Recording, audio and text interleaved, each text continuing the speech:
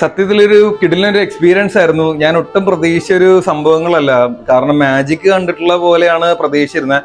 പക്ഷെ മെന്റലിസം എന്ന് പറയുന്നത് ഇത്രയ്ക്ക് ഒരു രസമുള്ളൊരു പരിപാടി. സത്യത്തിലൊരു ഒരു ദൈവ സാന്നിധ്യം, ദൈവം പോലും ഇങ്ങനെ കൃത്യമായിട്ട് ചെയ്യുമെന്ന് എനിക്കറിയാൻ പാടില്ല. പക്ഷെ എങ്ങനെ ഇത് സാധിക്കാൻ പറ്റുന്നുണ്ട്? കാരണം ഫസ്റ്റ് ഒരു ട്രൈ ഞാനായിരുന്നു ചെയ്തോണ്ടിരുന്നത്. ഒരാളെ വേണമെന്ന് പറഞ്ഞപ്പോ അപ്പൊ ആ ഒരു സാധനം ചീട്ടെടുത്ത് കാണിച്ച് അപ്പൊ രണ്ടുപേരെടുത്തത് ഒരുപോലെയായി. പക്ഷെ അത് എങ്ങനെ, കാരണം രണ്ടുപേരും സ്റ്റോപ്പ് ചെയ്യാൻ പറഞ്ഞത് ഒരേ സമയത്തല്ല, പല സമയത്ത് നമ്മുടെ മൈൻഡ് പോലെ അത് സ്റ്റോപ്പ് ചെയ്യാൻ പറഞ്ഞത്. പക്ഷെ എന്നിട്ടും അത് രണ്ടുപേരും എടുത്തത് ഒരേ ചീട്ടത് എന്ത് മാജിക് ആണ്, അല്ലെങ്കിൽ എന്തൊരു ദൈവ സാന്നിധ്യം എന്ന് പറയാൻ പറ്റത്തില്ല. പക്ഷെ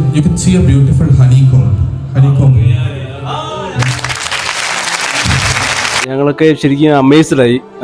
പുള്ളിക്കാരൻ ചെയ്ത ഓരോ കാര്യങ്ങളും ഉണ്ടല്ലോ, പുള്ളിക്കാരൻ്റെ ആ പ്രായത്തിന് അനുസരിച്ച് അതിനപ്പുറത്തായിട്ടുള്ള കാര്യങ്ങളാണ് ചെയ്തത്, അശ്വന്ത് ചെയ്തത്.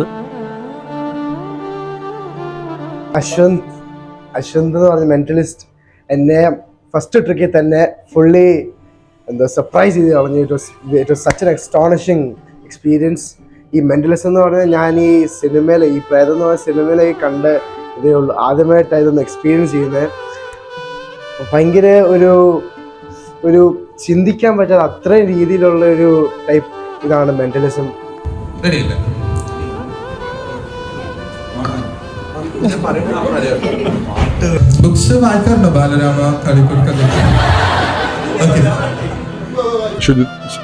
ഒരു നല്ല പരിപാടിയാണ് കാഴ്ചവെച്ചത്.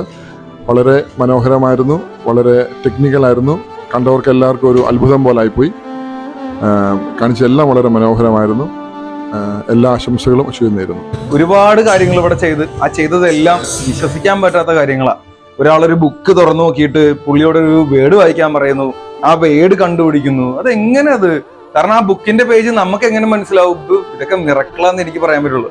ഇതൊക്കെ ഒരു ദൈവത്തിന്റെ സാന്നിധ്യം ഇല്ലാത്ത ആൾക്കാർക്ക് എങ്ങനെ ചെയ്യാൻ പറ്റും? എന്തായാലും ഭയങ്കര എക്സ്പീരിയൻസ് ആയിരുന്നു. I am really thrilled, I am really excited. Thank you so much for being here bro.